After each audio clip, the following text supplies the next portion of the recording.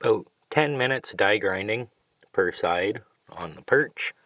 And the U-bolts actually fit in the top plate off the Chevy van. That looks a lot better. I got my U-bolt holes figured out with some really weird measurements. I just gotta bump them up to 5/8. Well, I killed the nether dewalt, threw it over there. I got these holes to like 1/2 inch, gotta bump them up a little bit. 3/4 inch reamers, not recommended for cordless dewalt.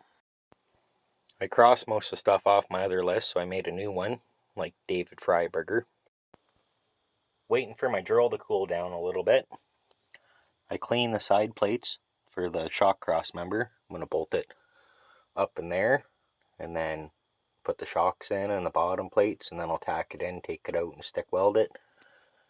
Don't really like working under here now that the ducks pooped this much. Got those bolted in. Just gotta get the bottom plate on here and see how the shocks look in the top and in the bottom. I had the gas tank fall out of this truck a couple years ago, so if you look over there you can see my stainless steel gas tank straps. They'll never rot out again. About a month ago, 2 months ago, I put the 7-way box on it. Don't really like it, but I wanted the 7-way plug with all the trailer brake and everything, and I built this extra heavy duty trailer hitch.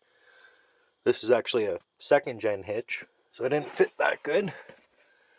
This truck, the frame's been shortened. It used to be cab and chassis, so it's got this little piece welded on the end, but I think this angle iron I put in should stiffen it up enough.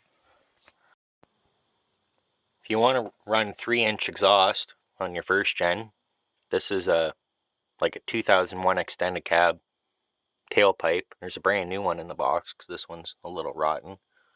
Can't really decide if I want a muffler, or I can't really find an affordable just straight through 3-inch muffler. So I have 2 of those. I might put one of those on, I'm not sure yet.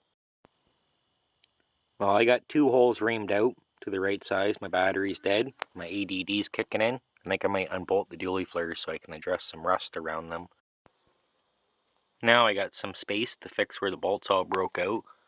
A little bit of rust up in here I'd like to clean up and paint before I put the flare back on. And when I first painted this truck, I seam sealed the dually flares on because I didn't have these gaskets. So right now would be a really good time to clean this up with the sander a little bit. It'd be nice to get a little bit of epoxy primer on that before it gets any worse. Shout out to Charlie for the free sandblaster and like 6 bags of sand. Never used this style before. The ones that I used, the whole tank was pressurized, not. I guess this would be like vacuum fed. That little sandblaster actually works a lot better than I thought. It doesn't even take a lot of air. My old air compressor can kind of keep up to it. Little bad rusty spots here. Not stuff I was worried about there. I'm going to put some sealer primer on it now. There, that should keep the rust away for a little while. I didn't realize till I was almost done priming it. That's not actually primer. That's a can of spray paint that I bought to try to do touch-up work on that gray car. Yeah, I'm really happy with how good that looks. I was thinking about doing a rear sway bar, but I think the way the shocks are side to side, not like a 2nd gen front to back, I don't think I'm going to have a lot of room, and that sounds like a lot of extra work. These U-bolts and bottom plates definitely look a lot less sketchy than what I had over there. Sanded my dually flares a little bit. I got that sandblasted where I got to weld it. I sandblasted the rust in my pinch here and then painted it after.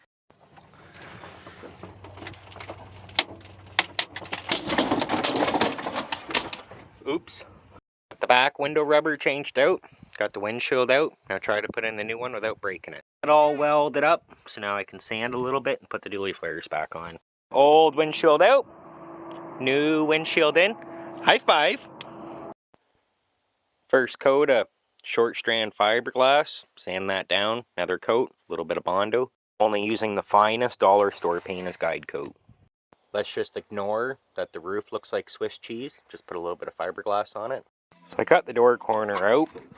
Backside's definitely a little bit worse than what I thought. Traced out this shape.